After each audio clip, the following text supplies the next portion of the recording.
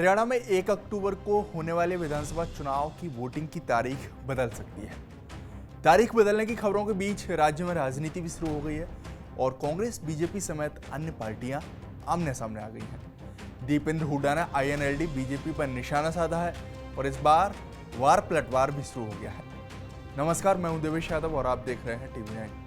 सबसे पहले आपको चुनाव की तारीख बदलने की बात सामने आ रही है, उसके पीछे की कहानी बताते हैं। तो माना जा रहा है कि चुनाव आयोग अब 1 अक्टूबर को होने वाले चुनाव आगे बढ़ा सकता है।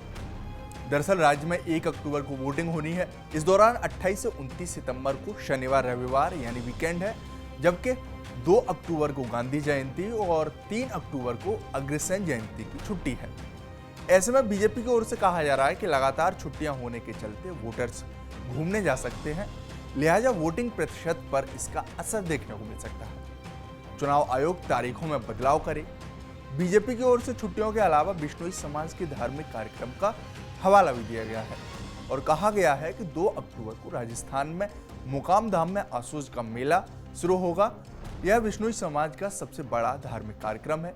इस मेले में राजस्थान, हरियाणा के अलावा कई राज्यों से श्रद्धालु पहुंचते हैं, लेकिन हरियाणा में बिश्नोई समाज की संख्या ज्यादा है, लिहाजा इसका असर भी वोटिंग पर हो सकता है।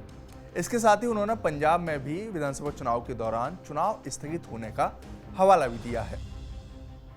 वहीं अभय चौटाला ने भी बीजेपी की मांग का समर्थन करते हुए चुनाव आयोग को भेजे लेटर में लिखा कि लोग आमतौर पर वीकेंड पर छुट्टियां मनाने जाते हैं, ऐसे में मतदान प्रभावित होगा और मतदान प्रतिशत में 15 से 20% की कमी होने की संभावना है।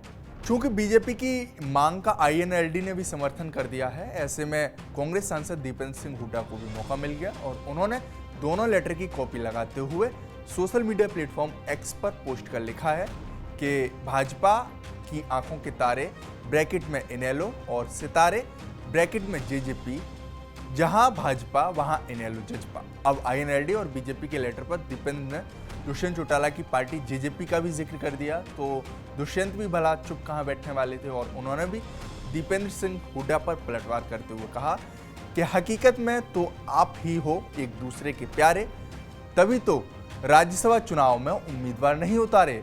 बहरहाल चुनाव आगे बढ़ाने की चर्चाओं के बीच अब ट्विटर वॉर भी शुरू हो गया है और जेजेपी कांग्रेस आमने सामने आ गई हैं, लेकिन इस समय नजरें चुनाव आयोग पर है। क्या इलेक्शन कमीशन इस बात का संज्ञान लेगा कि छुट्टी के चलते मतदान पर असर होगा और तारीख आगे बढ़ा दी जाए?